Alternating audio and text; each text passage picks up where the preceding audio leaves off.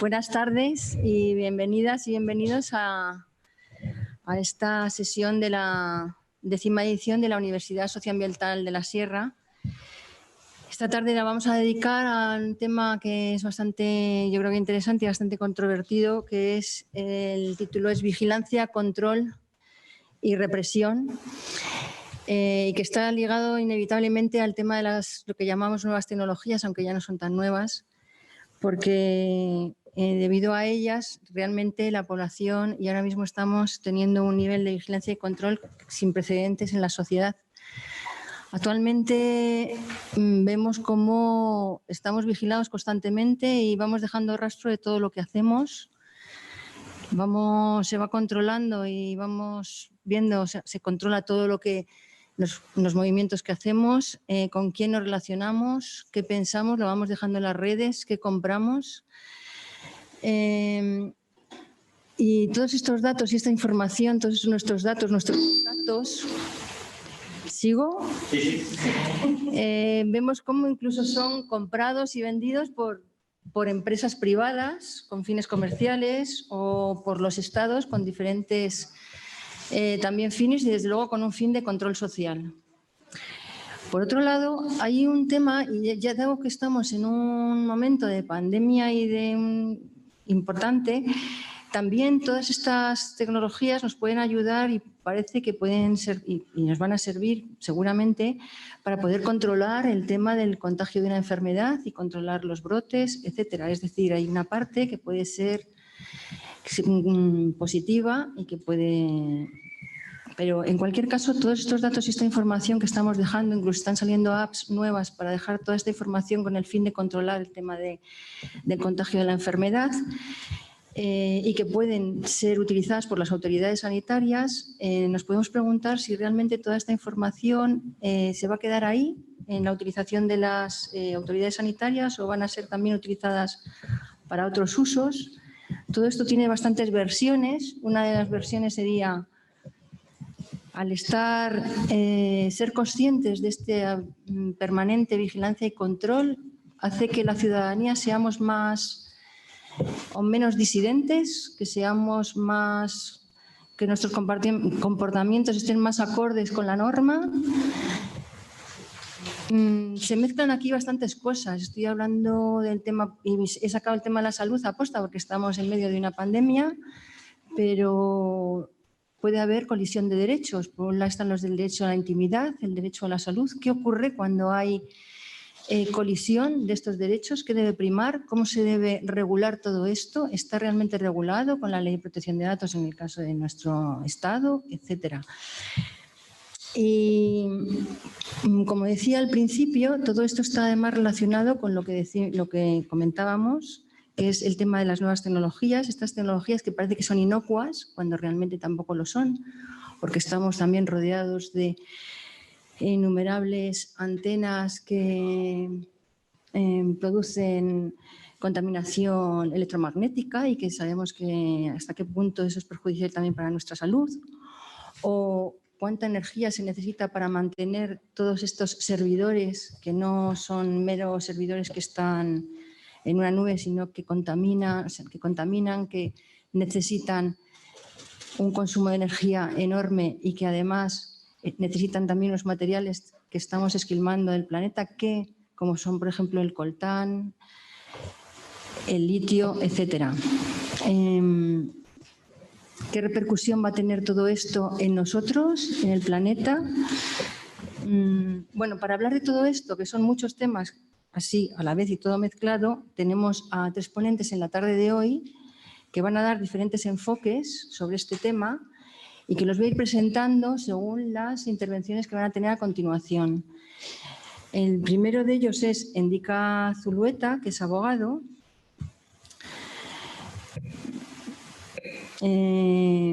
Es abogado penalista con más de 30 años de ejercicio. Ha defendido en los tribunales a multitud de colectivos y movimientos sociales y actualmente es miembro de la Comisión de Defensa de la Asociación Libre de Abogadas y Abogados. A continuación intervendrá también la abogada Lorena Ruiz Huerta, que es especialista también en Derecho Penal y Penitenciario. También formó parte de la Asociación Libre de Abogados y Abogadas y también fue miembro de la Asociación No Somos Delito. Fue diputada y portavoz de Podemos en la Asamblea de Madrid en la legislatura de 2015 a 2019 y actualmente trabaja como abogada en una asociación de defensa del medio ambiente. Y terminaremos con Adrián Almazán, que es licenciado y máster en Ciencias Físicas, doctor en Filosofía, coordinador del Grupo de Trabajo de Digitalización, Informatización, Tecnologías de la Información y la Comunicación, Contaminación Electromagnética y 5G de Ecologistas en Acción. Y bueno, yo sin más paso la palabra al primero de nuestros ponentes, Indica. Gracias. Si no importa, había pedido a Adrián si podía comenzar él con la... Empezamos con Adrián. ¿Así está bien? Aunque esté un poquito alejado, ¿se escucha bien? Vale. Bueno, pues muchas gracias. Es como una situación un poco particular. Me imagino que estará siendo también complejo para la organización, ¿no? El llevar a cabo esta universidad en esta circunstancia, pero es muy de agradecer que siga adelante, que yo también vivo por aquí, por la sierra, y la verdad es que es uno de los espacios así que tenemos de referencia, ¿no? Para encontrarnos, para pensar y para discutir. Así que yo sí que quería empezar dando especialmente gracias a todo el equipo organizador, no solo por la invitación, sino por el esfuerzo seguramente extra que han tenido que hacer para que esto exista, ¿no? Dicho eso, pues bueno, son muchos los temas que estamos trabajando ahora mismo en este grupo de ecologistas en acción que estoy coordinando y como bueno, las intervenciones tienen que ser breves, de 15-20 minutos, pues no voy a poder tratar todos ellos, ¿no? En particular, todo lo que tiene que ver con la contaminación electromagnética, afecciones a la salud, no lo voy a abordar. Tenemos diferentes materiales, algunas charlas que están subidas de compañeras como Blanca. También estuvimos aquí hace un tiempo charlando de esas mismas cuestiones, así que bueno, para ese aspecto os invito que en otra ocasión o que podáis buscar otros materiales que seguramente pues, los serán fáciles de encontrar y nosotros vamos a seguir también trabajando en eso en un informe que se publicará seguramente a final de año, o sea que por ahí tendremos referencias, ¿no? El centro de mi intervención, por tanto, un poco en línea con lo que estamos hablando y con la mesa, pues va a ser hablar un poco de qué funcionamiento están teniendo ya hoy en clave justamente de vigilancia las nuevas tecnologías en los territorios occidentales y también en China en particular, discutir un poquito cuál es ese famoso modelo chino y de alguna manera a qué desafíos nos enfrentamos hoy cuando en el escenario post-COVID y como un poco ya se introducía, de algún modo pues todo este fenómeno de la digitalización, informatización, pues se quiere que viva una aceleración muy grande, ¿no? Y en diferentes claves políticas. Haré una muy ligera mención a algunas cuestiones metabólicas, pero muy breves, ¿no? Bueno, a día de hoy, como ya se introducía, tenemos que ser conscientes de que digamos que la vigilancia es pues todo un entramado organizado que va de fábrica, ¿no? En el que se invierte muchos recursos y en el que de alguna manera pues están trabajando algunos de los mejores cerebros de las últimas 2 generaciones, ¿no? O sea, es decir, la vigilancia no es un accidente, la vigilancia no es algo casual, sino que se ha convertido en un modelo de negocio. Tanto es así que hay algunas autoras como Shoshana Zuboff que hablan de que hemos inaugurado un capitalismo de la vigilancia, ¿no? Si de alguna manera el capitalismo pues, necesita ir ampliando sus nichos de beneficio, ir mercantilizando diferentes aspectos, y así lo ha hecho en muchas de las cuestiones que son cruciales para nuestra supervivencia, como por ejemplo la tierra o después la manufactura, pues ahora vivimos en un momento en el que el capitalismo quiere ampliar su frontera extractiva, ¿no? A ese extractivismo de los datos, a nuestra propia atención y inicialmente a nuestra vida virtual, pero ahora ya también, ¿no? Y eso es un poco lo que discutiré, a nuestra vida real. De algún modo, pues las grandes empresas que a día de hoy, pues las 8 empresas más grandes del mundo son empresas de la información y de la telecomunicación, pues empezaron, digamos, esta relación con sus datos quizá de manera un poco fortuita y quizá inicialmente sí que puede tener sentido lo que suelen afirmar empresas como Google o como Facebook, en que bueno, pues la recopilación de datos era una manera de optimizar sus servicios, ¿no? Un servicio como Google inicialmente pues necesita, digamos, tener acceso a una gran cantidad de nodos dentro de una red para poder optimizar después sus búsquedas. ¿Qué pasa? Que es muy curioso y es raro que no nos lo preguntemos más a menudo, ¿cómo puede ser que todos esos servicios se nos ofrezcan de manera gratuita, ¿no? O sea, ¿cómo pueden ser que sean las empresas más grandes del mundo, pero a la vez toda nuestra relación o toda nuestra interacción con ellas normalmente suele ser libre de coste, ¿no? Ahí el secreto está en los famosos metadatos. Hay un momento dado, ¿no? Hace apenas un par de décadas, una década y media, en el que lo que se descubre es que en el tipo de protocolos, en el tipo de interacción, en el tipo de entramado técnico que se ha construido para conectarse a Internet, y esto es algo también un poco extenso, os recomiendo mucho el libro de Marta Peirano, ¿no? Del enemigo conoce el sistema, porque hay una buena descripción histórica y también técnica de qué significa conectarse a Internet. Conectarse a Internet no es conectarse a una nube, ¿no? Sino que significa acceder a un protocolo complejo que ha estado detrás también de muchas disputas políticas, de cómo se organizaba. Es un modelo que a día de hoy es bastante centralista, ¿no? Que significa básicamente que uno se conecta con otro ordenador donde intercambia una serie de protocolos, es decir, una serie de información. Los metadatos vienen justamente, ¿no? De que uno tiene que decir de alguna manera algunos datos de dónde está y de cuál es su equipo para poder realizar esa interconexión, y esa conexión se hacen con servidores que serían el equivalente de la nube, que son básicamente muchos ordenadores conectados entre sí, funcionando 24 horas al día con necesidad de refrigeración, y que son los que sustentan no solamente ya nuestra acumulación de datos en la nube, sino todas las posibilidades de conexión y todas las operaciones que a día de hoy pues entendemos un poco que son algo así como mágicas, ¿no? Esos nodos están en lugares muy concretos, están situados, por ejemplo, muchos de ellos pues cerca de California, donde de alguna manera se dan cita a algunos de los propietarios de esos servidores. Amazon, de hecho, por ejemplo, uno de sus principales negocios realmente es el de ser un host, o sea, es decir, el de ofrecerte sus servidores para que tú puedas tener ahí los servicios que quieras ofrecer, ¿no? Y de alguna manera pues tener también acceso a esos datos, que ahora veremos qué es lo que es quizá lo más interesante. Y esos servidores están interconectados entre sí por cables terrestres, cables aéreos, ¿no? En Europa tenemos algunos nodos importantes, casi todos están más en el norte, algunos hay en Bélgica, hay un nodo importante, en Inglaterra, etcétera, ¿no? ¿Qué pasa? Esos metadatos inicialmente parecían un poco inútiles, digamos que eran datos que estaban ahí para poder realizar esa conexión, pero que no tenían una aplicación mayor. ¿Qué ocurre? Que si somos capaces de conectar esos metadatos con la aplicación sistemática de algoritmos, lo que podemos hacer es obtener información muy valiosa, ¿no? Porque lo que podemos es conectar perfiles o información de alguna de las personas que se están conectando, que los van dejando atrás en esos protocolos de conexión y también en sus cookies, ¿no? Y podemos tener información de qué cosas les gusta, qué búsquedas hacen, quizá podemos saber algo sobre sus orientaciones políticas, sobre su orientación de edad, ¿no? Un montón de datos que de alguna manera están ahí, los podemos sistematizar a través de algoritmos, y una vez que los tenemos sistematizados, pues de alguna manera lo que hemos construido es justamente la posibilidad de ofrecer un producto que no se nos ofrece a los usuarios y a las usuarias. Por eso toda nuestra interacción es gratis, porque digamos que el producto somos nosotras mismas, ¿no? Ese producto se ofrece a las grandes empresas. Las grandes empresas y las medianas y pequeñas también, en este caso, tienen la oportunidad de acceder justamente a esa información que es muy valiosa, porque lo que les permite es saber dónde tienen que colocar la publicidad de sus negocios, la publicidad de sus actividades, y garantizar o de alguna manera maximizar las posibilidades de que las personas y los perfiles que les interesen accedan a esa publicidad y eventualmente consuman. Esa es la dinámica, por ejemplo, básica de un sitio como Facebook, ¿no? Un sitio como Facebook lo que hace es que tiene mucha información sobre muchos de nuestros rasgos, de muchos de nuestros gustos, muchos de nuestras preferencias. Esa información la puede sistematizar de manera algorítmica y después la puede vender a las empresas en forma de publicidad dirigida, ¿no? También es lo mismo que hacía Google inicialmente en el espacio virtual, cuando uno hacía una búsqueda y de alguna manera tenía esas búsquedas recomendadas, que son búsquedas promocionadas, es decir, búsquedas pagadas, ¿no? Ahí ya de alguna manera se empezó a desarrollar un negocio, que es ese negocio de capturar lo que llama precisamente Zuboff, esa plusvalía, ¿no? de comportamiento, o también de generar lo que llaman ellos esos dividendos de vigilancia, es decir, una empresa genera beneficios por los servicios de alguna manera que ofrece, pero además tiene la posibilidad de generar unos beneficios extra por esa minería de datos, por ese extractivismo que una vez elaborados se pueden vender.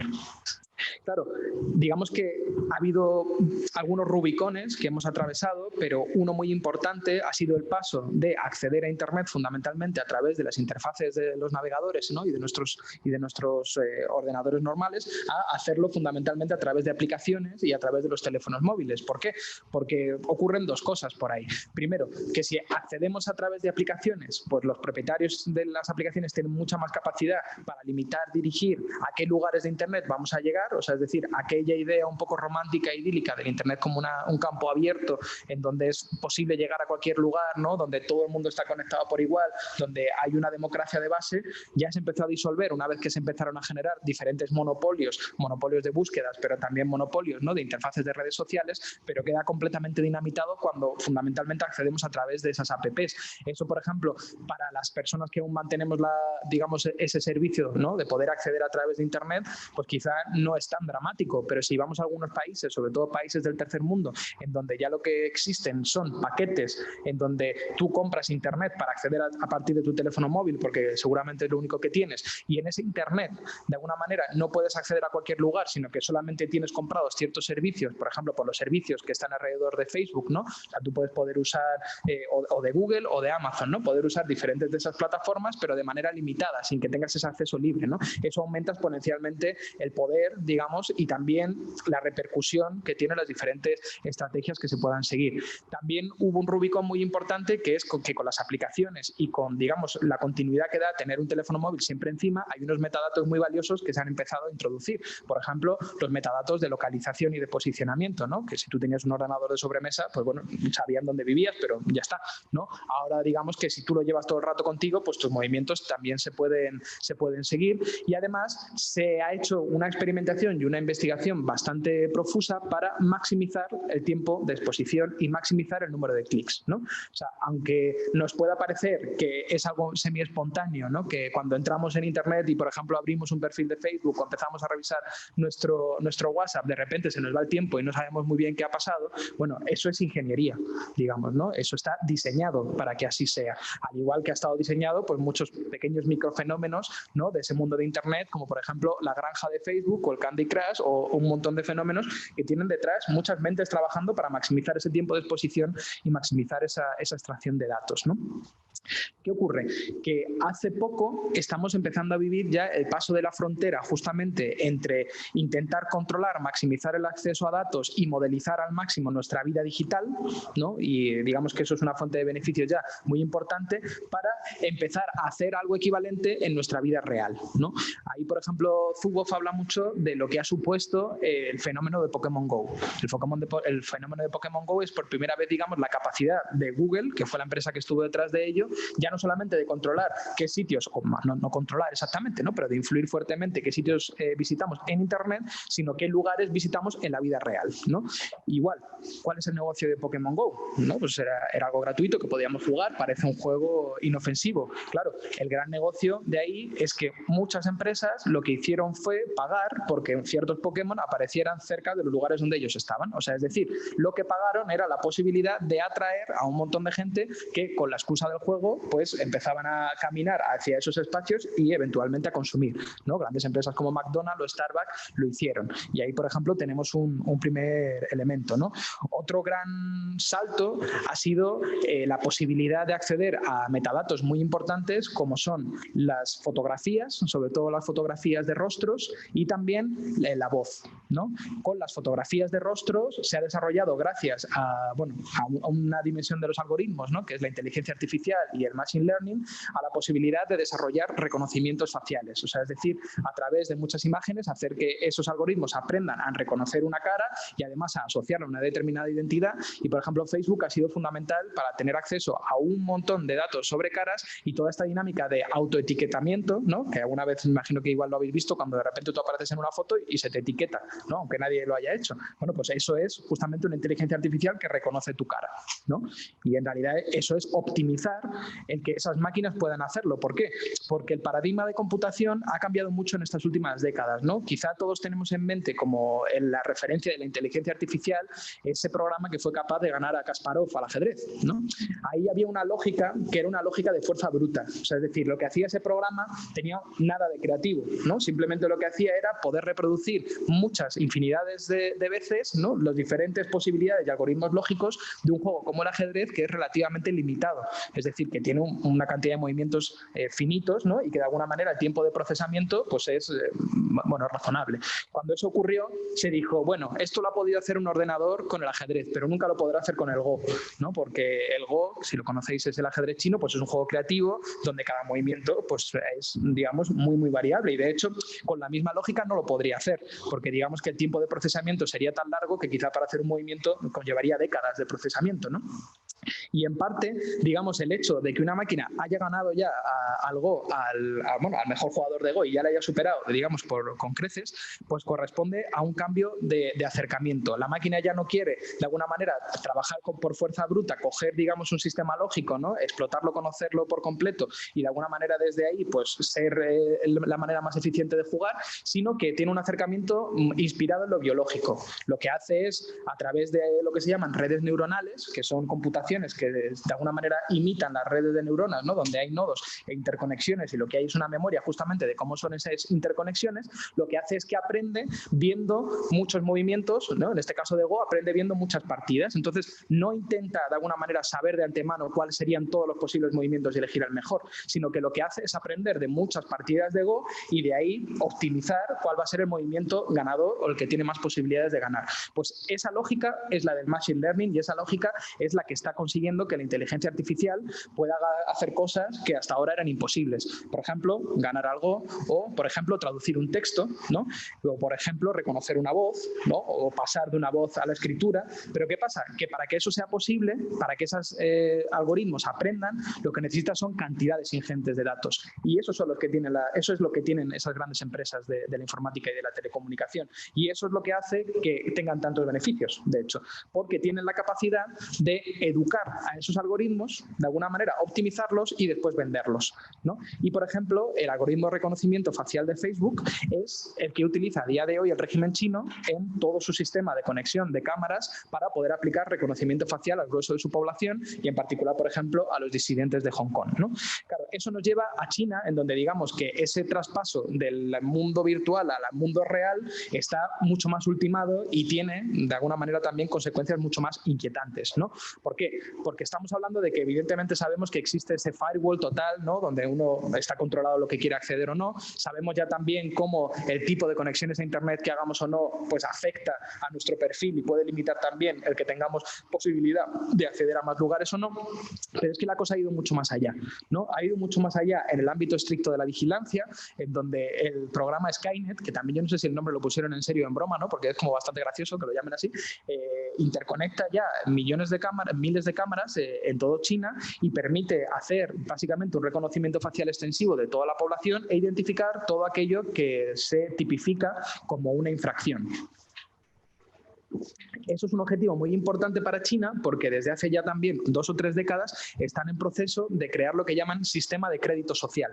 Ese sistema de crédito social yo creo que es lo más, digamos, adelantado que hemos podido vivir nunca de un sistema de control social y de represión integral, ¿no? La idea es sencilla. Tú como ciudadana o ciudadano, de alguna manera tienes que ser integralmente seguido, tienes una obligación de transparencia y una vez que tú eres seguido, lo que se te hace es que se te evalúa y se te asigna una puntuación dependiendo si eres o no una buena o un buen ciudadano, ¿no? El inicio de todo eso estuvo en el Facebook, el equivalente de Facebook, Tinder, etcétera, chino, ¿no? Que es la empresa Alibaba, que esta empresa Alibaba, que es ese gran conglomerado, lo que empezó a hacer es a construir su propio crédito, lo que llamaban Cima Credit, ¿no? Entonces hacían un seguimiento de cómo era tu vida en sus redes sociales y en sus espacios y te asignaba una puntuación. Y con esa puntuación, luego lo que te garantizaba era mayor o menor visibilidad o mayor o menor acceso a sus servicios. Por ejemplo, si tienes un Cima Credit muy alto, cuando estés en Tinder aparecerás mucho más, ¿no? Y aparecerás de manera más pronunciada que quien no lo tiene.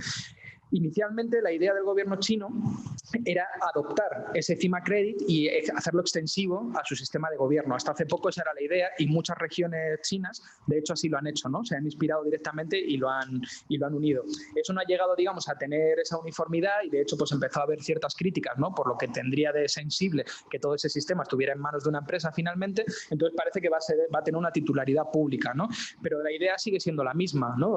Si tú puedes hacer un seguimiento de cómo es esa vida virtual, pero también la vida presente, hacer una evaluación y después castigar, pues tienes básicamente ese crédito social, que a día de hoy, por ejemplo, pues te puede castigar porque tú hayas escupido o hayas comido en el metro, ¿no? Y los castigos pueden ser tan graves como, por ejemplo, que tu imagen aparezca en bucle en una marquesina de teléfono o antes de que empiece una película, que se te prohíba coger un avión o tomar un tren, que tus hijos e hijas no puedan acceder a un cierto colegio o una cierta universidad, ¿no? Que vayas a la cárcel, por supuesto, si eres un disidente político, etcétera, etcétera. Y creo que solamente si se piensa en términos de ese crédito social, se puede dimensionar la gravedad y la escala que tuvieron las protestas de Hong Kong, porque de algún modo lo que se estaba jugando en Hong Kong era la extensión, ¿no?, de esta suerte de gran hermano, ¿no?, a ese espacio, ¿no?, que hasta este momento había tenido un estatuto de particularidad, ¿no?, y había quedado parcialmente fuera también de un sistema judicial muy corrupto, ¿no?, de una represión a la individualidad política muy fuerte. Y por desgracia, hace apenas 2 o 3 días, me imagino que os habréis enterado, pues se ha aprobado una ley en China donde todo esto ya se extiende también a Hong Kong. Ahora veremos cuál va a poder ser la respuesta, ¿no? Porque claro, es muy importante que entendamos que digamos que esto es solamente el principio de lo que está por venir o de lo que se quiere que esté por venir, ¿no? Porque si habéis oído hablar de la cuarta revolución industrial, o habéis oído hablar de, por ejemplo, el Internet de las cosas, o habéis oído hablar de los electrodomésticos inteligentes, los sistemas de vigilancia inteligente o de los coches autónomos, ¿no? Ahí digamos que normalmente lo que vemos es pues como un progreso, ¿no? O podemos quedar, la mayoría de la población, ¿no?, normalmente fascinada por lo que tiene de dimensión de automatización, por construcción de eficiencia, pero en realidad la motivación fundamental que tienen esas grandes empresas para desarrollar todo eso, y de alguna manera el sostén de todo ello, es el 5G, ¿no? Por eso ese elemento se ha convertido en una disputa tan grande, porque la interconectividad que necesita, esa conexión masiva de objetos, ¿no?, que en el fondo comparten todos esos proyectos, solamente se puede conseguir con una latencia aumentada, que es la que va a ofrecer el 5G. No me voy a detener más en ello, ¿no?, pero digamos que el 5G es importante por lo que tiene de su dimensión de contaminación electromagnética aumentada, pero sobre todo por lo que tiene de ser la infraestructura básica de esa cuarta revolución industrial.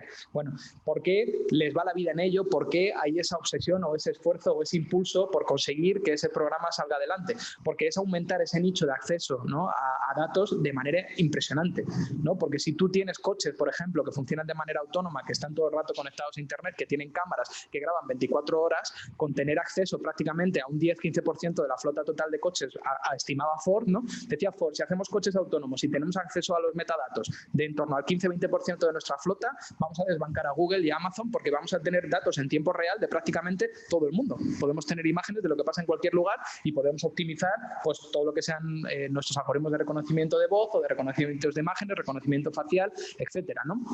Si tenemos electrodomésticos inteligentes que saben en cada momento qué hay en nuestro refrigerador, qué consumimos y qué no consumimos, cuándo se estropea, qué compras hacemos porque las hace de manera automatizada, pues bueno, pues tenéis un nicho de datos brutales, ¿no?, para ofrecer a la industria de la alimentación. Si tenéis un sistema de vigilancia como el de Google, que de manera fraudulenta, por ejemplo, había introducido un micrófono sin declararlo en ningún lugar, pues tenéis grabaciones 24 horas de lo que está ocurriendo en tu casa, ¿no? Si ya sabemos que a día de hoy, solamente con los instrumentos que ya sirven, y en particular con Facebook, hemos podido vivir pues escándalos en el mundo occidental, simplemente como el de Cambridge Analytica, han podido ocurrir cosas sin ser deterministas, ¿no?, pero que digamos hayan tenido un papel muy importante en la elección de Trump, en la elección de Bolsonaro, y detrás, por ejemplo, a día de hoy, de la campaña de Vox, ¿no?, esa posibilidad de identificar nichos de opinión, generar nuevos grupos, digamos, de movilización social, generar política, esa propaganda política que no solamente es dirigida, sino que es opaca, pues pensemos hasta dónde se puede llegar con esa cantidad de datos ampliada, y sobre todo no seamos ingenuos, ¿no?, de qué puede suceder si en un momento dado los gobiernos quieren tener acceso a eso, como por ejemplo hacen ya en China, ¿no? Además, eso no es una, digamos, sospecha que se pueda tildar de paranoica, porque si uno acude, por ejemplo, a día de hoy a Estados Unidos, en el estado de Nueva York, pues directamente el COE de Google, junto con Bill Gates y alguna otra gente más, están enfrente del equipo para que va a diseñar una estrategia de reconstrucción tras el COVID, ¿no? ¿Y qué proponen? Bueno, pues la aplicación masiva de todo este plan, ¿no? La extensión hasta sus últimas consecuencias de esta cuarta revolución industrial, haciendo dirección directa a la necesidad de adoptar el modelo chino, tal cual. La necesidad de adoptar el modelo chino como la única manera de seguir siendo competitivo, ¿no? Pero no nos pensemos que en Europa, porque tenemos nuestra legislación de protección de datos, que nos protege medio a medias, porque ya sabéis que se supone que ninguna empresa que no sea europea puede tener acceso a nuestros datos, pero sí lo tienen, y que ha habido varios litigios al respecto.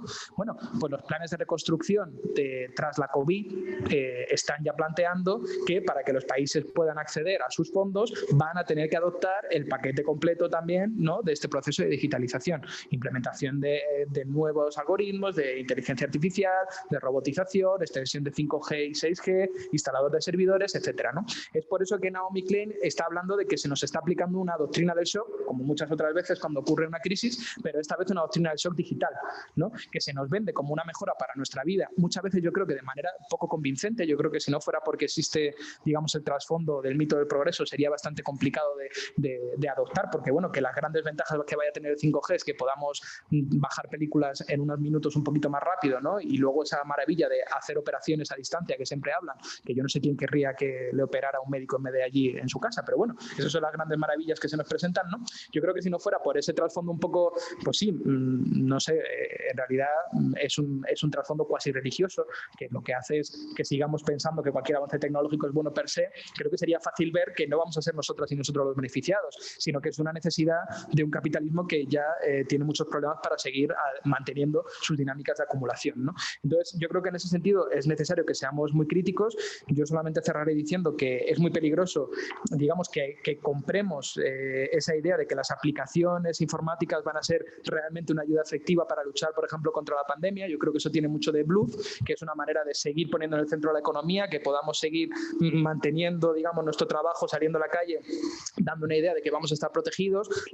Digamos, los únicos seguimientos importantes serían los seguimientos de la sanidad primaria, ¿no? De nuestros centros de salud, que siguen sin tener los fondos que necesitan y tampoco hay planes de que se aumente, ¿no? Y en realidad hay una frontera muy delicada, porque una vez que aceptamos que haya ese sistema de localización y de seguimiento, que a día de hoy parece que sí que se va a hacer, atendiendo bastante a la privacidad, ya veremos, ¿no? En Europa, en Estados Unidos ya se sabe que ese mismo sistema de seguimiento para el COVID se ha utilizado para reprimir las protestas del Black Lives Matter, ¿no? Pero es, digamos, atravesar una línea en donde una vez que eso se acepte, se generalice, va de suyo que se generalice el uso del smartphone para todo el mundo que ya no lo use, por tanto va de suyo que se siguen aumentando, ¿no? Y continuando las dinámicas de vigilancia y de extractivismo de datos que ya existen, y además nadie nos garantiza que después no pueda haber transformaciones de eso, nadie nos garantiza la privacidad y la anonimización absoluta no existen, etcétera, etcétera, ¿no? Entonces yo creo que más bien debemos oponernos a esa extensión del 5G, debemos ser muy críticos con esas soluciones tecnológicas y plantear la necesidad de no solamente soluciones sociales y políticas a esta situación de pandemia,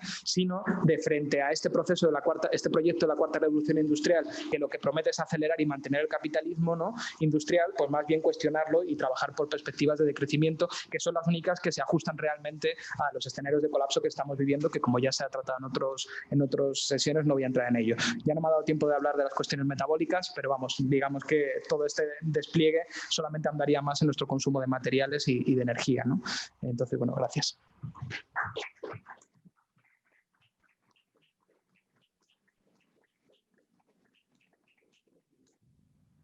Muchísimas gracias, Adrián. Ha sido muy interesante y creo que has resumido muy bien el panorama.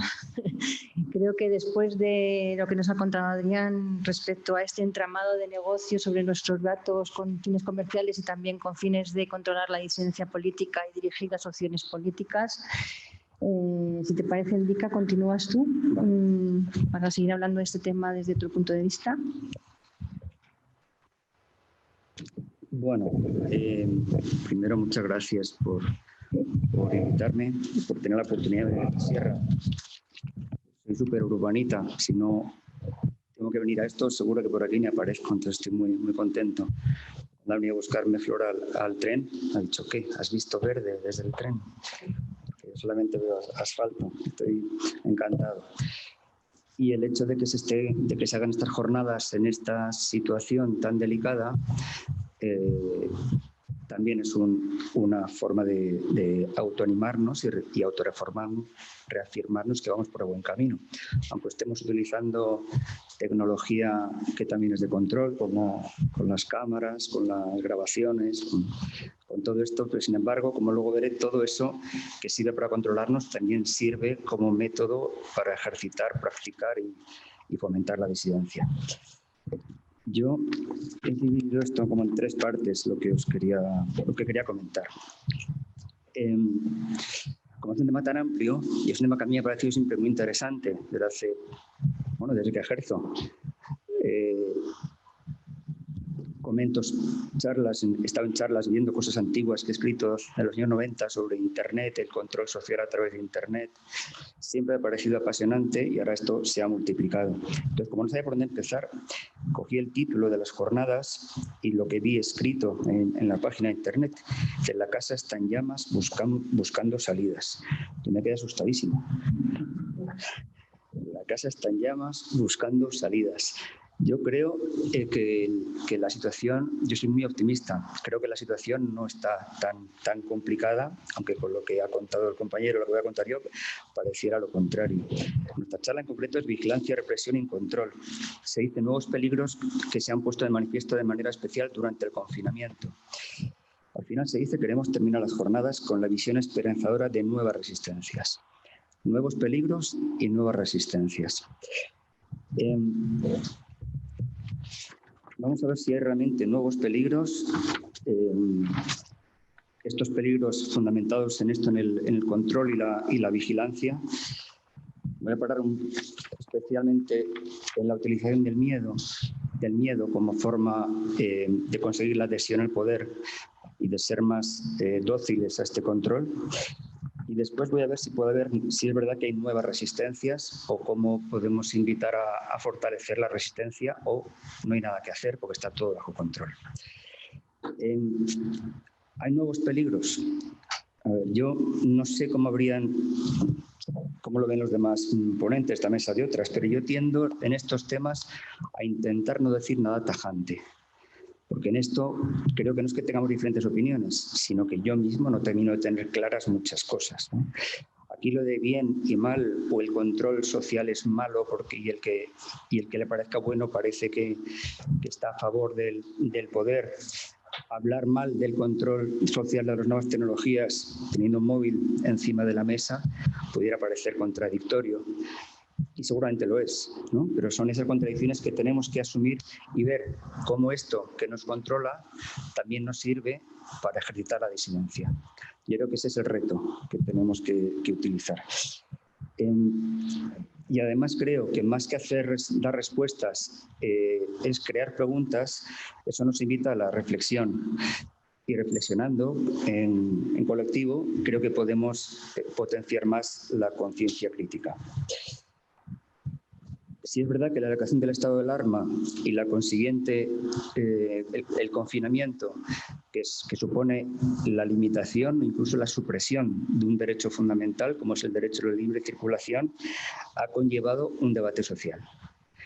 Esto ha sido muy importante, ya que lo teníamos, ya que nos han suprimido el derecho a la libre circulación durante un largo tiempo, amenazas de multa o detención, incluso en una situación además creada por un Estado formalmente democrático, nos ha revuelto un poco, que saliera todo el facherío pidiendo libertad y que un Estado formalmente democrático y además teóricamente progre limite derechos fundamentales, nos suena una contradicción política. Y ya que sucede, podemos simplemente gritar libertad con el facherío o reflexionar qué es lo que está pasando y si realmente esa restricción de derechos fundamentales merece ser criticada o merece ser apoyada hasta el punto de ser policías de balcón, ¿no? Gritando a la gente que sale a la calle, o podemos hacer reflexiones con mucha más profundidad. La primera noticia buena es que el debate ha aumentado. El control ahora es percibido y eso para mí sí es una buena noticia. El hecho de que haya una mesa sobre eso, aquí me parece una buena noticia. Y eso ha sido gracias a que el golpe ha sido duro. Y en ese golpe duro nos podíamos haber acongojado o simplemente ir tirar para adelante y debatirlo. El control social de las nuevas tecnologías, la utilización ahora del Big Data, de que nos ha hablado, la inteligencia artificial con utilidades multidireccionales, nos lo dicen todo eso que nos sirve en dos vías que pudieran parecer contrapuestas. En cuanto a la pandemia, una sirve todo eso, el Big Data y la inteligencia artificial, para frenar la pandemia y obtener vacunas, y por otro lado sirve para desarrollar más sofisticados métodos de control a la población. Y ahí está nuestro debate. El debate que parece que nos invitan a hacer era: usted tiene que elegir. Vende su libertad, presta al Estado su libertad para obtener más salud y para tener más seguridad. Y es un paso más todavía. Estamos de acuerdo en suprimir derechos y libertades, y si usted no está de acuerdo es que no está de acuerdo en que todo el mundo esté sano, porque para que estemos todos sanos tenemos que vulnerar más su intimidad, o tenemos que entrar más a su intimidad y controlarle. Ese debate que yo creo que falsamente nos invitan a hacer, yo creo que sí lo tenemos que realizar, porque sí hay algo en que realmente las nuevas tecnologías de control pueden tener algo positivo. Entonces, veamos hasta cuánto estamos dispuestos a ceder nuestras libertades, a qué precio y de qué manera. Pero vuelvo a lo de antes, cuando dicen nuevos peligros. ¿Hay algo realmente nuevo en todo esto? Bueno, partiendo de que nunca nada es igual, ¿no? Ni siquiera eso de que no nos vayamos 2 veces en el mismo agua, no somos el mismo, el agua no es la misma, es lo que ha pasado hace un segundo, ya no es lo mismo que hoy, que ahora, tenemos nuevas células, o sea, por supuesto que no es igual, pero hay una esencia que es la misma. Es decir, no ha pasado nada, no ha pasado nada que no estuviera pasando. Lo que ha pasado nuevo es que ahora hay más debate social. Es decir, para mí la novedad es positiva. No estamos el mes de mayo más controlados que en el mes de enero. No ha habido más. Pero, sin embargo, hay mucho más debate, muchísimo. E incluso un debate que políticamente nos suena extraño, la ultraderecha hablando de las libertades.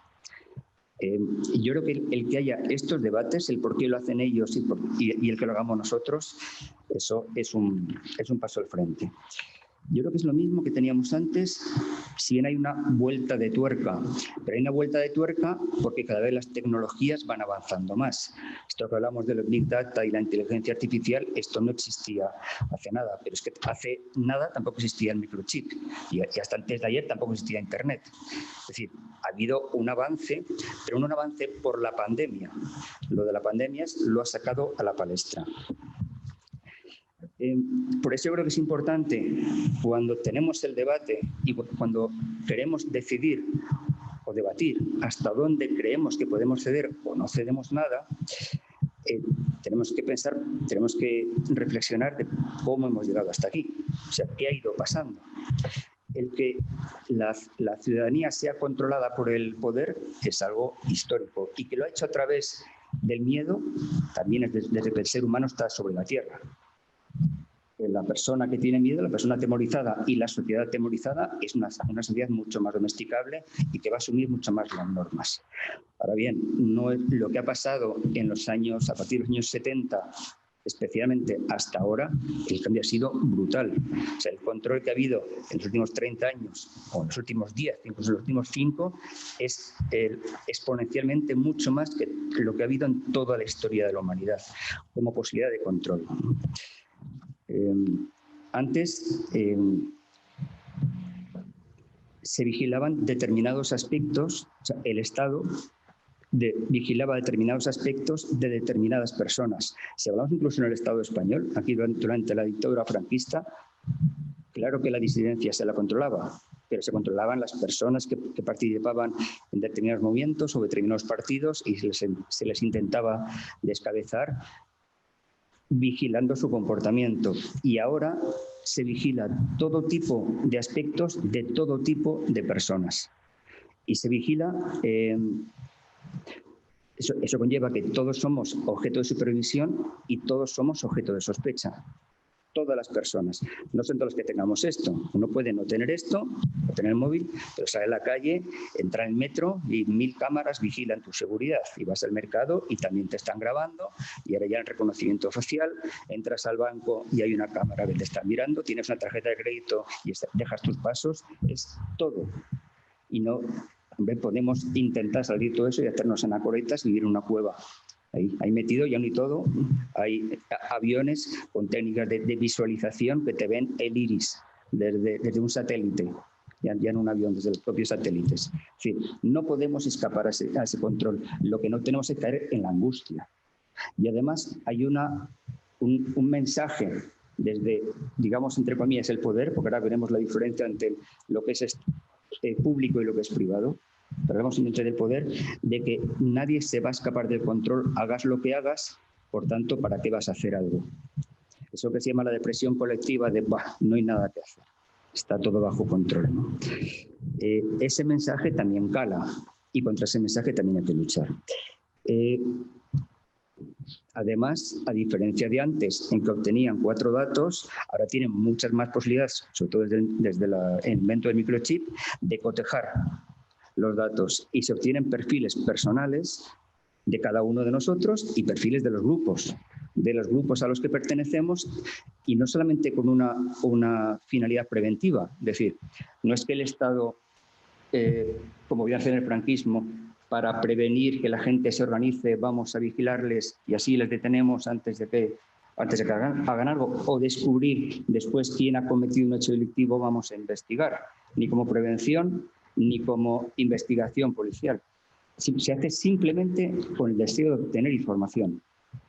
¿Para qué? Ya se verá. No hay una finalidad concreta. Si es verdad que con eso se consigue neutralizar, o se busca, perdón, neutralizar la disidencia y se busca crear perfiles de consumidores, que es otra vía importantísima de control social y de búsqueda de la información. No es solamente para neutralizar políticamente, es también para intentar buscar el consumo, porque al final lo que se busca es dinero. Es una serie de gente que quiere tener cada vez más y neutraliza políticamente a las personas que creen que este sistema socioeconómico es injusto.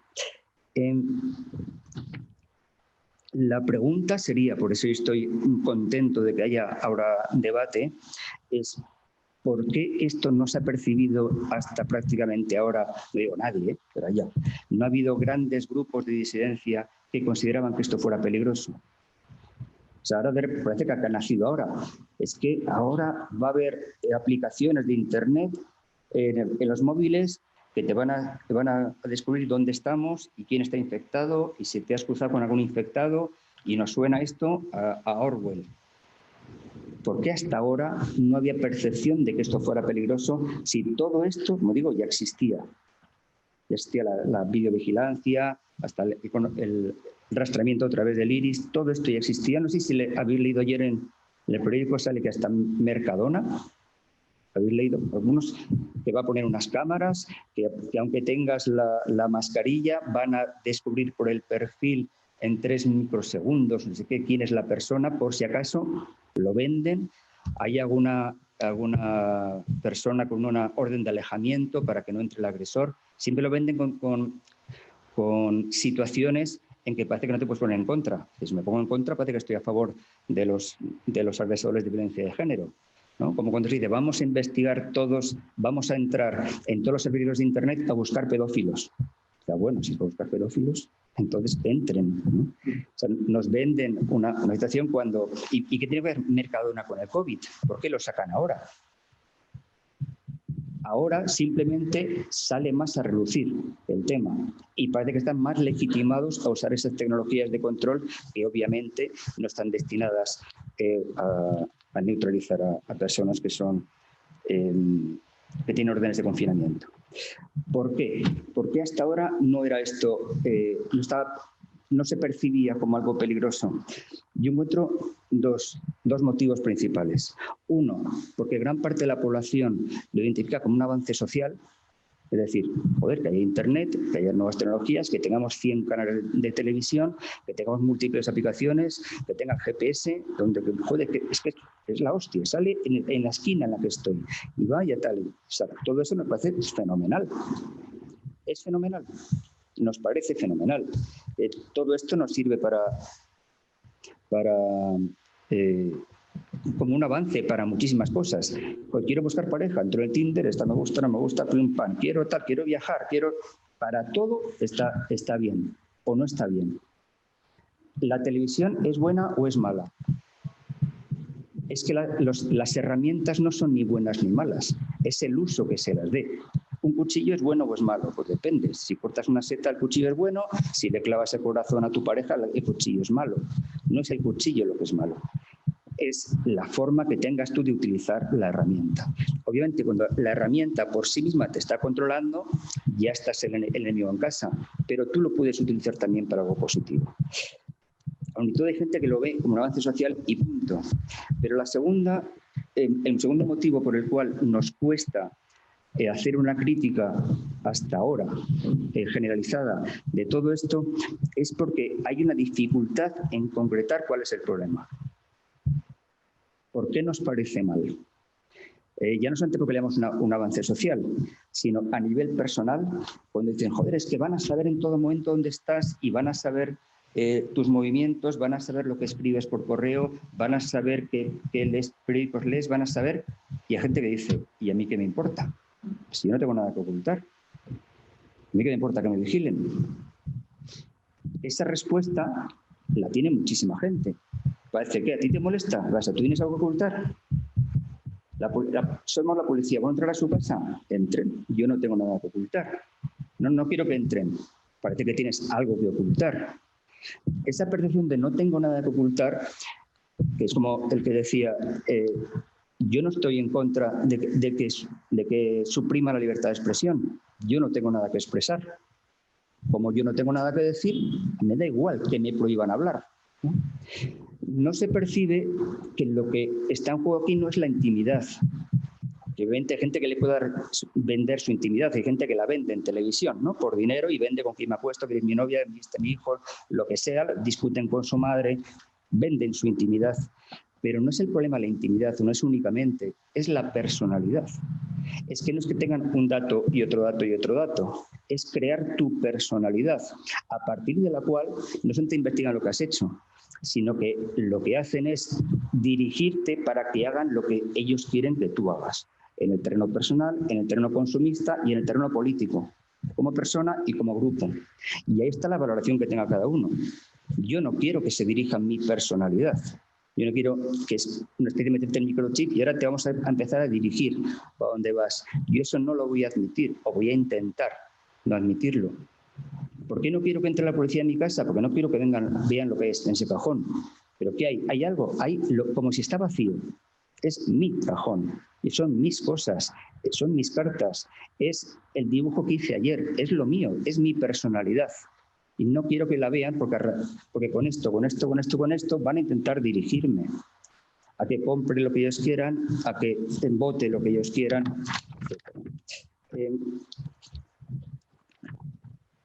Esto se ha podido crear con tres revoluciones al mismo tiempo de tanto control: la revolución económica, la sociológica y la tecnológica. La económica sería la globalización. Aquí en Ecologistas en Acción también fuisteis pioneros en hablar de la globalización. Si Ramón Fernández Durán estuviera aquí, ya habría escrito desde el primer día de la pandemia, todo lo que va a pasar el año que viene. Seguro, ¿no? Y de la globalización, la interdependencia de las economías implica que los mercados financieros dictan sus leyes a los estados. Esto implica también la sociológica, que es que la ciudadanía, o sea, nosotros, ni siquiera con nuestro voto podemos decidir la economía del país, porque la deciden los mercados. O sea, no es que la decida, es que si gana el PSOE se va a ser mejor, si gana el PP será peor, si... Hombre, hay cosas que por supuesto varían, pero lo que es la política económica se dicta en otro lado. Eso es lo que ha podido hacer la globalización. Ni siquiera el que está dirigiendo el gobierno puede decidir sobre eso. Y luego está la tecnológica. La tecnológica, el control de la información conlleva que la información es la forma de dirigir los perfiles. La información es un nuevo modo de producción. La información es poder. Un minuto y acabo. Todo esto, ¿cómo consiguen además que aceptemos esta forma de control, de perder nuestra intimidad, de aceptar que entren, ya no solamente de aceptar que entren en nuestra intimidad, sino que pidamos que entren en esta intimidad? O sea, que nos ponemos contentos. Joder, es que si entras a la tienda te van a poner aquí a ver si tienes fiebre. Hostia, qué bien funciona esa tienda. ¿Y dónde va esta información? Yo ahora tengo fiebre y esto ¿dónde lo van a almacenar? ¿A quién se lo van a dar? ¿Se lo van a dar a las compañías aseguradoras? no va a poder buscar trabajo porque va a salir que un día tuve fiebre al entrar a una tienda y la mascarilla le tenía un poco caída, me han hecho una foto al entrar aquí y con eso, pero la gente está contenta de que le den, ¿por qué está contenta? Porque nos da seguridad. Y si nos da seguridad, ¿para qué estamos más tranquilos? Para darnos seguridad que lo primero, el paso anterior, crearnos miedo. Estamos tan atemorizados que conseguimos que nos ponen la herida y pedimos la venda. Hubo un tiempo, antes de ayer, en que era el terrorismo. Ahora no se habla de terrorismo. Antes parecía que ETA iba a poner una bomba en la puerta de la casa de cada uno de nosotros. Y estamos dispuestos a ceder todo, ¿no? Barrio Nuevo, lo que sois más mayores, os acordaréis, se entró al barrio del Pilar a todas las casas sin autoridad judicial, todo el barrio del Pilar, porque había un comando, y Barrio Nuevo salió en televisión diciendo, como si ustedes no tienen nada que esconder, colaboren, porque es por su seguridad, ¿no? Esto fue en el año 83, 84. Por nuestra seguridad perdemos nuestra intimidad.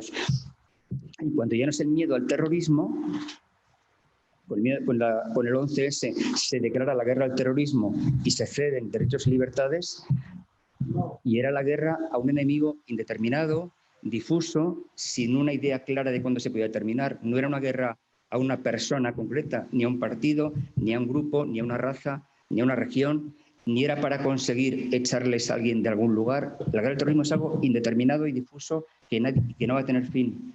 Siempre está la guerra al terrorismo. Los gobiernos que han creado las actividades más atroces declaran quiénes son sus enemigos y son los terroristas. Ahora es la guerra al virus.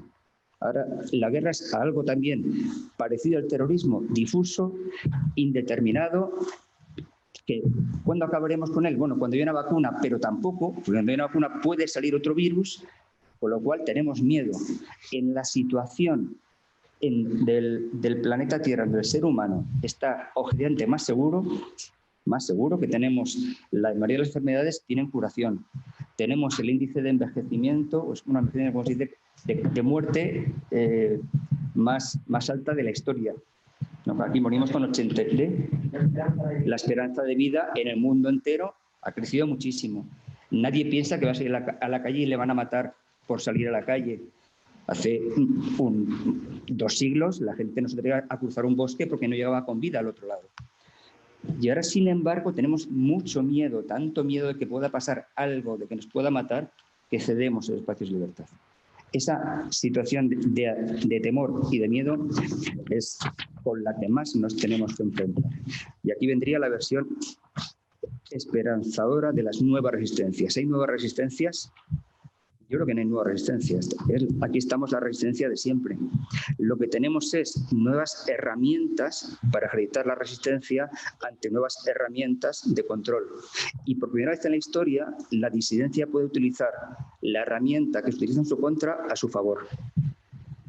Cuando antes venía el enemigo con las armas, la lucha armada del pueblo se la tenía que buscar por un lado o por otro. Ahora, de repente, esto que nos controla es lo que podemos utilizar como herramienta contra ellos también. La disidencia se organiza también por aquí. Nunca en la historia, o sea, la globalización de ellos, tenéis la globalización de la disidencia. Nunca en la historia de la humanidad es tan fácil mandar 4 mensajes y hacer manifestaciones en todo el mundo el 8 de marzo o en todo el mundo por los motivos que fueran, o en todo Estados Unidos contra la discriminación a la raza negra. Yo creo que acabo como he empezado, que tenemos que ser optimistas, que tenemos muchas cosas muy positivas que podemos hacer, que se está fomentando el debate y esto nos va a enriquecer muchísimo, y que tenemos que aprender de lo que nos ha pasado de forma individual, ojalá colectiva, pero yo creo que es más fácil empezar por lo individual, o hay que empezar por lo individual, de lo que ha sucedido en la pandemia. Y hemos aprendido a mirar un poquito más para adentro. Estamos muy acostumbrados a estar para afuera, hemos aprendido a ir más despacio, a pararnos, hemos aprendido a no consumir tanto, hemos aprendido a la no necesidad de adquirir otros bienes, de proteger el entorno, y también en nuestra práctica de disidencia, yo lo que creo que tenemos que hacer es algo que también hemos aprendido, que no es nada nuevo, pero que hemos tiempo de pensarlo. ¿Para qué estamos aquí? Estamos aquí para intentar, como decía Mújica, vivir como pensamos, para no acabar de pensar como vivimos. Para eso tenemos la obligación moral y ética de intentar sacar la mejor versión de nosotros mismos en todo aquello que hagamos. Y en la práctica de la disidencia política también. Y en este caso, en el estudio, debate y recreación colectiva de qué es el control social y qué estamos dispuestos y no a ceder, yo creo que también intentemos sacar nuestra mejor versión. Muchas gracias.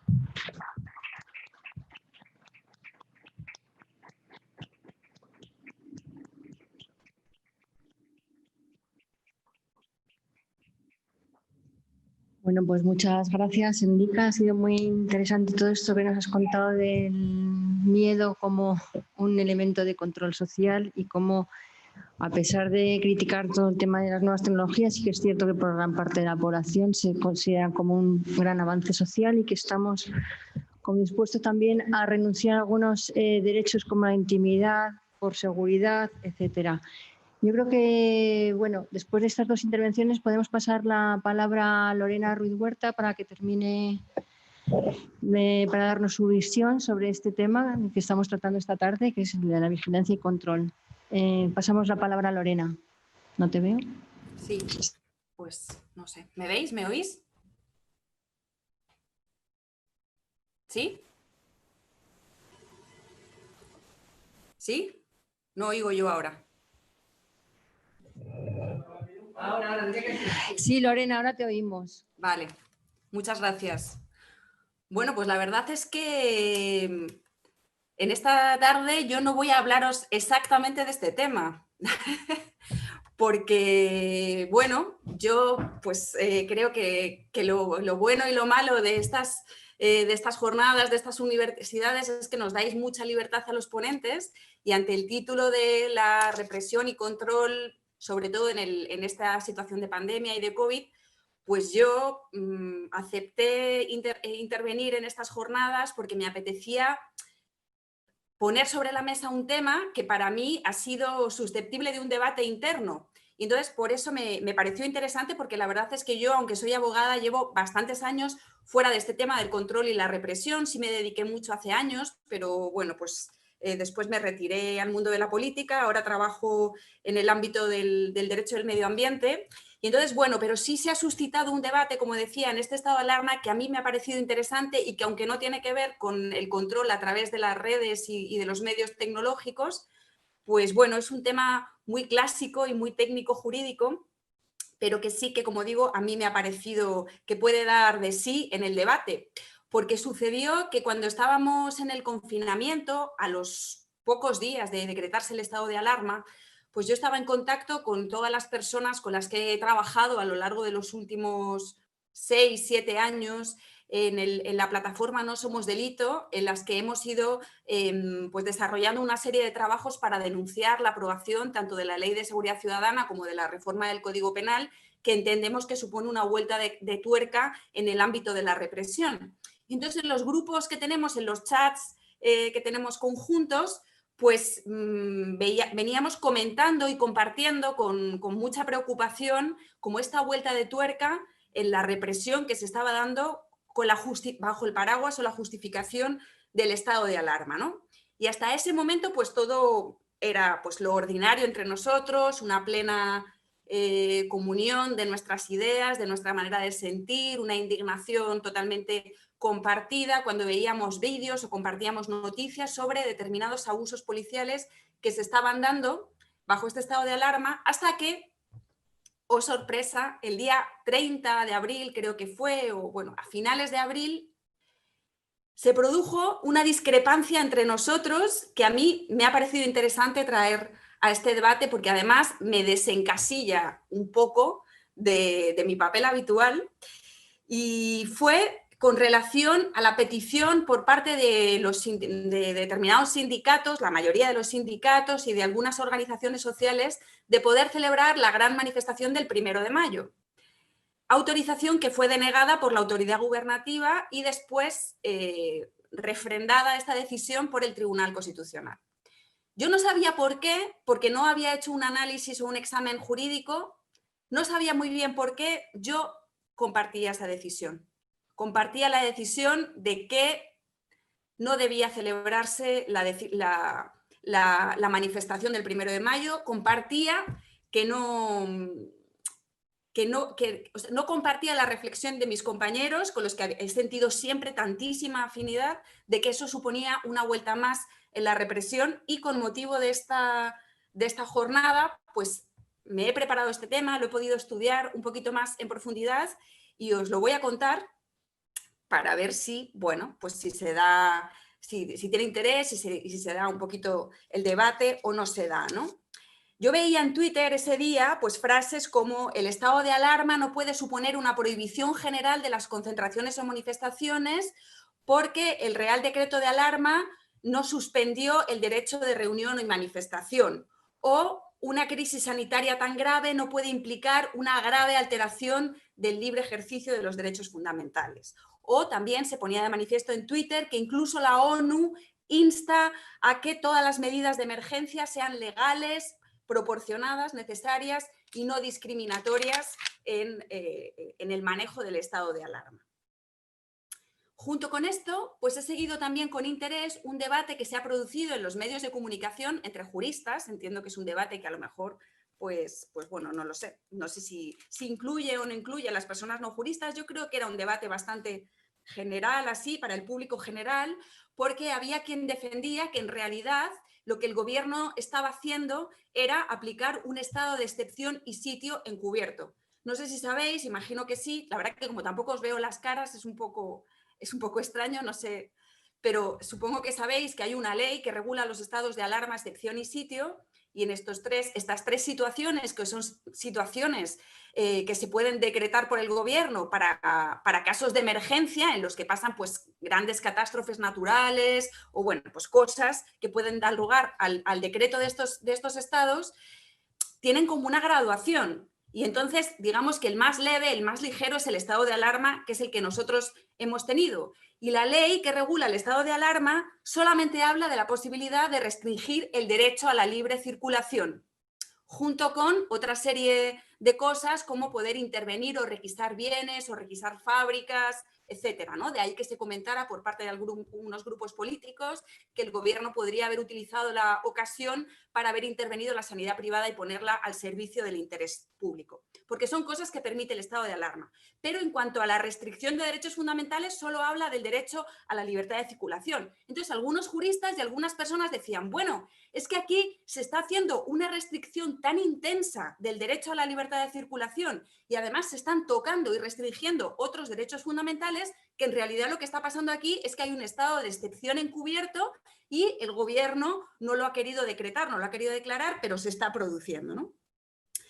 Total que pues efectivamente yo me he puesto a estudiar un poco esto y he visto que pues siempre quienes hemos estudiado derecho hemos oído hablar de que el Tribunal Constitucional dice que los derechos fundamentales tienen una cosa que se llama un núcleo indisponible, o sea, un núcleo esencial que nunca puede ser restringido, porque si se restringe, el derecho queda o bien irreconocible o bien impracticable, ¿no?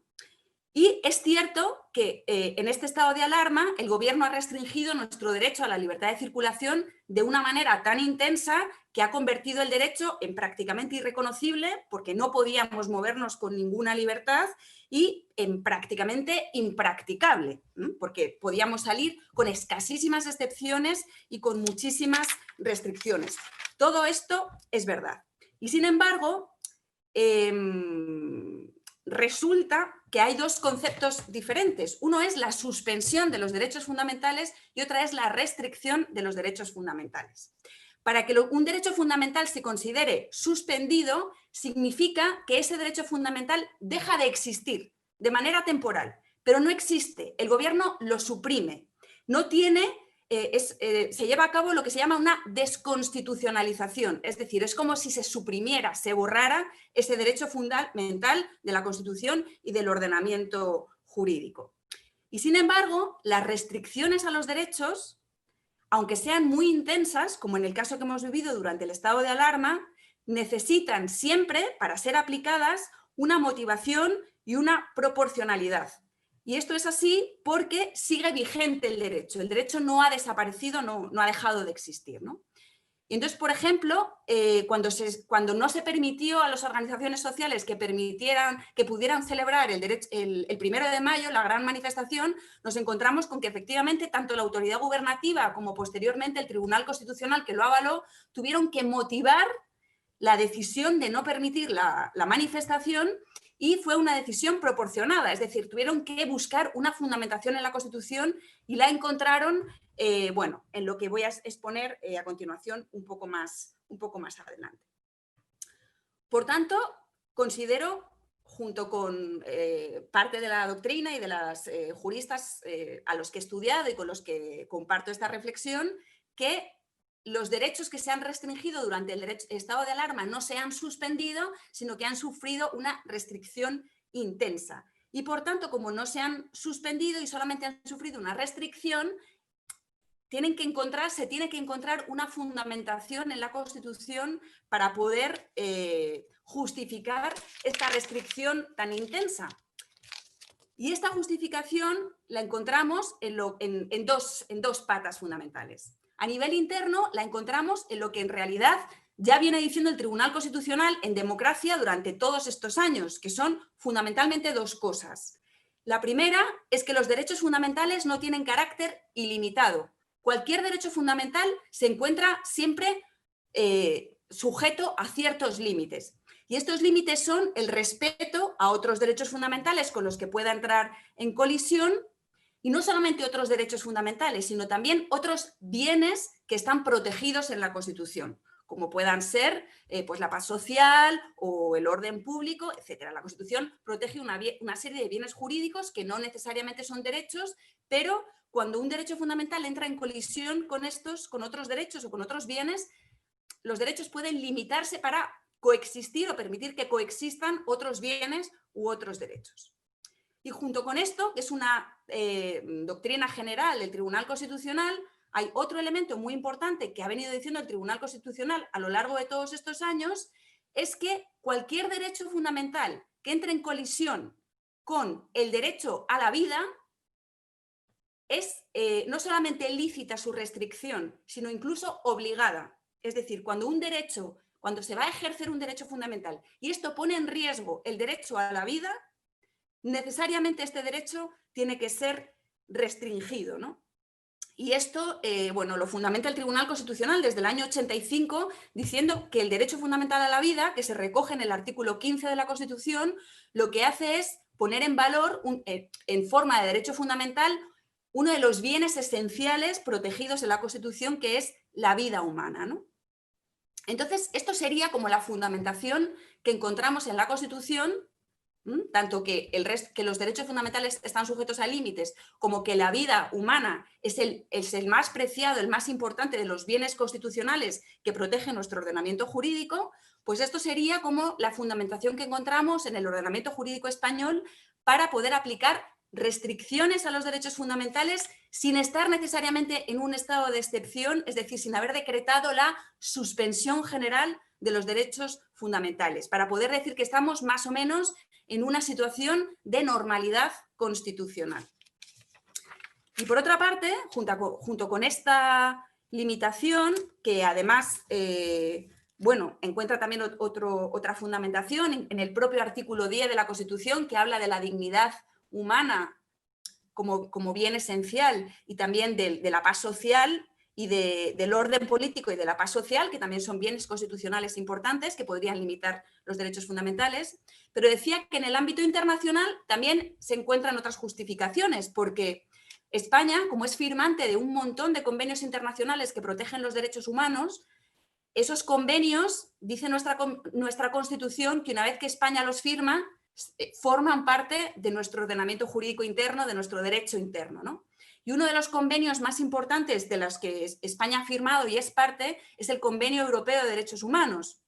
Y el Convenio Europeo de Derechos Humanos prevé también en uno de sus artículos que en circunstancias absolutamente excepcionales y extraordinarias los gobiernos europeos firmantes de este convenio pueden suspender el régimen de funcionamiento de los derechos fundamentales. Eso sí, les impone unos requisitos muy exigentes. Les exige a los gobiernos que comuniquen y justifiquen esta decisión al secretario general del Consejo de Europa, que es el ámbito en el que funciona este Convenio Europeo de Derechos Humanos. Los gobiernos tienen que trasladárselo al secretario general del Consejo de Europa y tiene que ser, pues eso, razones absolutamente de guerra, de catástrofes, de grandes epidemias, etcétera, ¿no? Casos así. Y España, cuando firmó el Convenio Europeo de Derechos Humanos, hizo como un protocolo adicional en el que expresamente dijo: para la adopción o para la aplicación de este artículo que permite a los gobiernos la suspensión general de derechos fundamentales, España, digamos que conecta este artículo del Convenio Europeo con los estados de excepción y de sitio. Cuando el Gobierno de España decrete los estados de excepción y de sitio, es, digamos, el equivalente a aplicar este artículo del Convenio Europeo de Derechos Humanos. Y en este caso, pues no se ha aplicado el estado de excepción y sitio, no ha habido una suspensión general de los derechos fundamentales.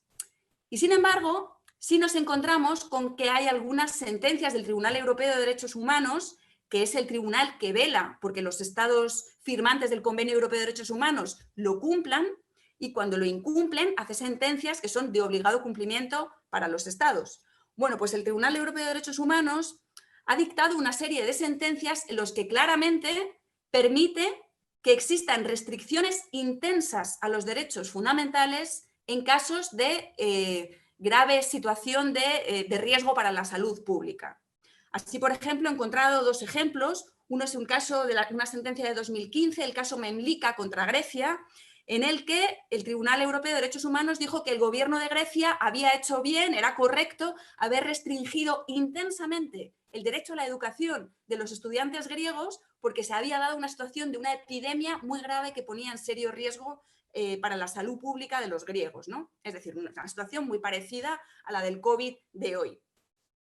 Y otro caso de 2002 en el que se restringió el derecho a la libertad de culto, también por una gravísima epidemia, en el que se prohibió a las personas pues, celebrar su derecho de culto en centros religiosos, y esta restricción de este derecho fundamental de la libertad de culto, incluso del derecho a la libertad de reunión, pues se veía justificado por esta situación de pandemia o de riesgo para la salud pública. Es decir, en conclusión, que con todas estas justificaciones que encontramos tanto en la Constitución, en el ordenamiento jurídico interno, como en el ordenamiento europeo, podemos concluir que podemos estar en presencia de límites muy fuertes a un derecho fundamental sin que eso signifique que el derecho está suspendido. Y por eso, en esta situación de normalidad constitucional, el Tribunal Constitucional, cuando los sindicatos y las organizaciones de la sociedad civil pidieron celebrar la manifestación del 1 de mayo, no necesitó acudir a circunstancias especialmente excepcionales, sino que simplemente alegó, en primer lugar, que el derecho de reunión y manifestación tiene en sí mismo, en el artículo 21, regula determinados límites al derecho, que son el mantenimiento del orden público cuando haya peligro para las personas, para la integridad física de las personas. Eso es un límite al derecho que recoge y que regula la propia Constitución. Pero después también hay otro límite al ejercicio de este derecho fundamental que se deriva de que el ejercicio del derecho de manifestación o de protesta pueda entrar en colisión con otros bienes constitucionales protegidos, que en este caso es el bien constitucional de la vida y de la salud humana. El derecho a la vida, que ya hemos visto que es un bien absolutamente esencial para el Tribunal Constitucional y para la Constitución, pero incluso en este auto del Tribunal Constitucional me ha parecido muy interesante también por ser, en todo caso, una jornada que está organizada por una organización medioambientalista de la Sierra, porque yo me dedico ahora a la protección del medio ambiente y porque creo que es el tema indiscutiblemente más importante que tenemos entre manos. Dice en este auto el Tribunal Constitucional: el derecho de manifestación se puede restringir porque entra en colisión con el derecho fundamental a la vida y con un principio rector, que es el principio rector de la protección a la salud. Lo digo porque de la misma manera que un tribunal constitucional avala que se pueda restringir un derecho fundamental porque hay un derecho fundamental conectado con un principio rector, se podría conectar este derecho fundamental a la vida también con el principio rector que protege el medio ambiente. Lo digo de cara a posibles acciones jurídicas que se puedan poner en funcionamiento contra, por ejemplo, la inacción de los gobiernos por el cambio climático. Se pueden restringir el derecho fundamental a la empresa, a la propiedad privada, a la actividad económica, que son derechos fundamentales, porque está en juego un derecho fundamental a la vida en íntima conexión con un principio rector que es la protección del medio ambiente. Pues desde mi punto de vista, este auto ha sentado un precedente interesantísimo en ese sentido y por eso yo en parte defiendo también esta posibilidad de restringir derechos fundamentales cuando se hace en pro de proteger otros bienes jurisdiccionales, otros bienes constitucionales que están por encima, como podría ser la propia protección del medio ambiente, ¿no? Bueno, toda esta chapa tremenda jurídica que termina aquí, con eso os lo digo para daros un poco de alivio. Estas son las averiguaciones técnico-jurídicas que he podido hacer, que, bueno, que me han aclarado y que me han hecho sentir conforme con esa percepción, con esa intuición que yo tenía de que efectivamente yo estaba de acuerdo con que se puede restringir el derecho fundamental a la manifestación en una situación de grave epidemia como la que hemos vivido, ¿no? Que a mí me parece que eso no es una vuelta de tuerca más en la represión, es una ponderación entre bienes constitucionales protegidos, entre derechos protegidos, en los que indiscutiblemente prevalece la vida y creo que podría hacerse exactamente igual en otras circunstancias y ocasiones, como es la protección, como digo, del medio ambiente. Cosa distinta es, y con esta última intervención ya termino, cosa distinta es a esta, es decir, a que yo entiendo que se pueden o que comparto que se puedan restringir derechos fundamentales dentro del orden constitucional normal, incluso con restricciones tan fuertes como las que hemos vivido, al derecho a la libertad de circulación y a otros derechos como al derecho a la libertad de manifestación o el derecho a la educación o el derecho a la libertad de culto. Son muchos los derechos que se han visto afectados.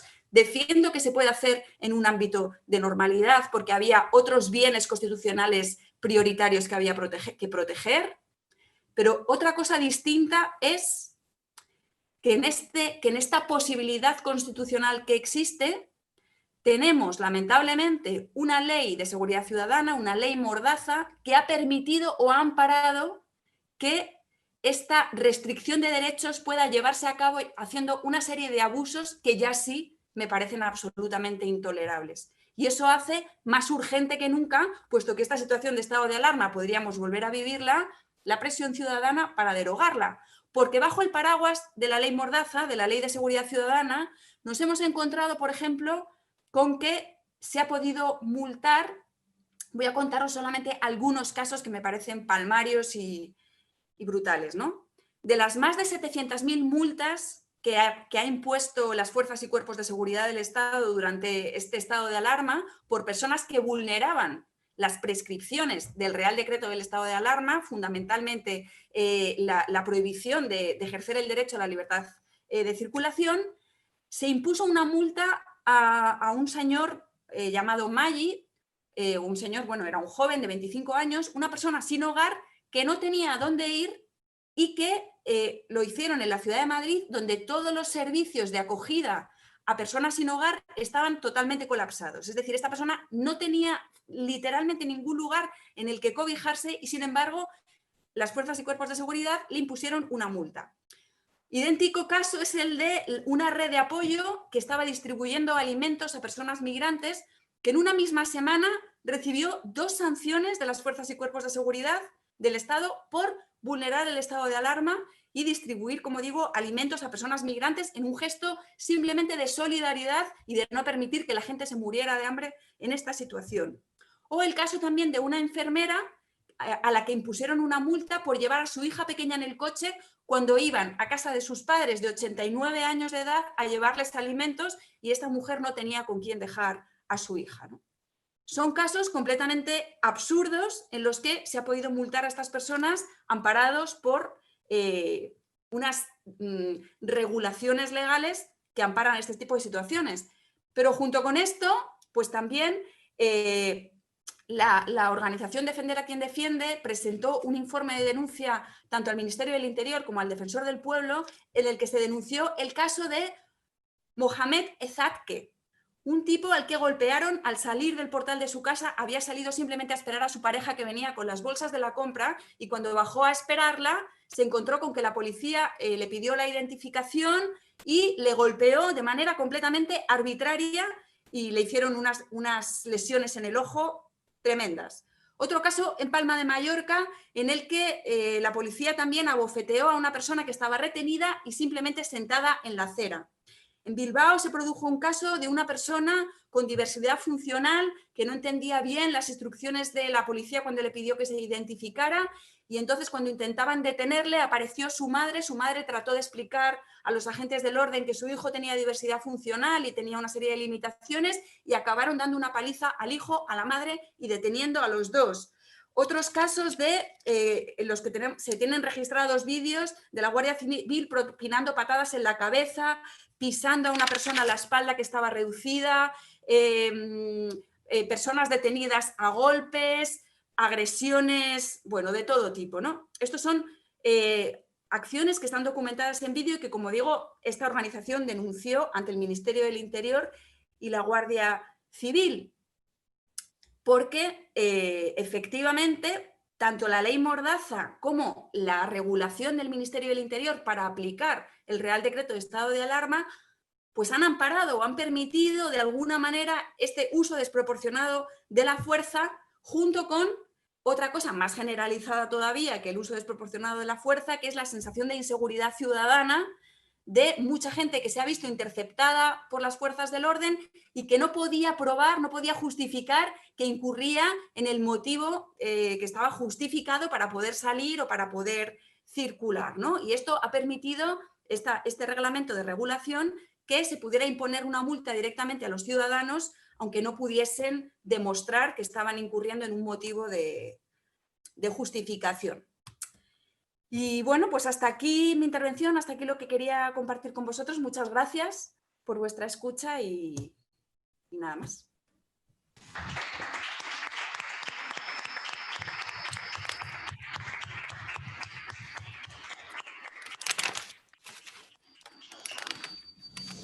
Bueno, pues muchas gracias, Lorena. Ha sido una visión diferente del tema que estamos tratando hoy.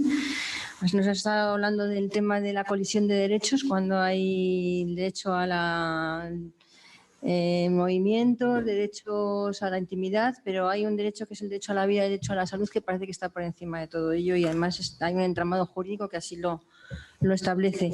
Eso sí, siempre sin tolerar ningún abuso, como los que nos ha comentado Lorena, que han estado ocurriendo, desgraciadamente, con demasiada frecuencia durante este tiempo que hemos tenido en vigor el estado de alarma. Pues en cualquier caso, muchísimas gracias a los ponentes y a la ponente que se ha tenido que marchar, por supuesto a todos los participantes, y yo creo que hemos tenido una tarde en la que han salido muchas cosas, el uso de las nuevas tecnologías, beneficios, inconvenientes, cosas en las que tenemos que reflexionar y que tenemos que tener claras. Lo acríticos que somos con muchas cosas, han salido muchos temas. El tema también, lo que comentaba Lorena, el tema de los derechos, la colisión de derechos y ese entramado y ese ordenamiento jurídico que tenemos, que parece que sí, que está el derecho a la vida y el derecho a la salud por encima de todos, y parece que está muy claro en las normas, como nos ha explicado ella, incluso citándonos algunas sentencias, pero luego lo que es la realidad y la vida cotidiana, y cuando hay un problema como como el que estamos viviendo con el tema de la pandemia, todo eso parece que se queda en papel y no va a la práctica. Y bueno, en lo que ha incidido indica también el tema del miedo, el miedo como elemento de control, y cómo además también esta sensación de estar permanentemente vigilados nos hace que quizás seamos menos disidentes. Y como él comentaba antes, no me importa que me vean y que me entren en mi correo, porque al fin y al cabo no tengo nada que ocultar, hasta que al final parece que cualquier cosa puede ser disidente con la norma o con la línea política en un determinado momento, como está ocurriendo en China, que incluso con este control tan sofisticado del tema del control facial, el control de la voz, etcétera, para controlar la disidencia. Bueno, han salido muchas cosas y yo creo que hemos tenido un debate muy rico, muy interesante y bastante enriquecedor. Para terminar, la Universidad Socioambiental de la Sierra mañana tiene su última sesión a las 10 de la mañana. El tema va a ser la autoorganización y resistencias. Vamos a tener 3 ponentes de lujo como los que hemos tenido hoy, que son Mario Aragón, Juan Hernández Zubizarreta y Paloma García Varela. Y a la última hora de la mañana se clausurará y seguiremos trabajando para por lo menos tener estos espacios de encuentro al año que viene sobre estas fechas. Muchísimas gracias por vuestra participación.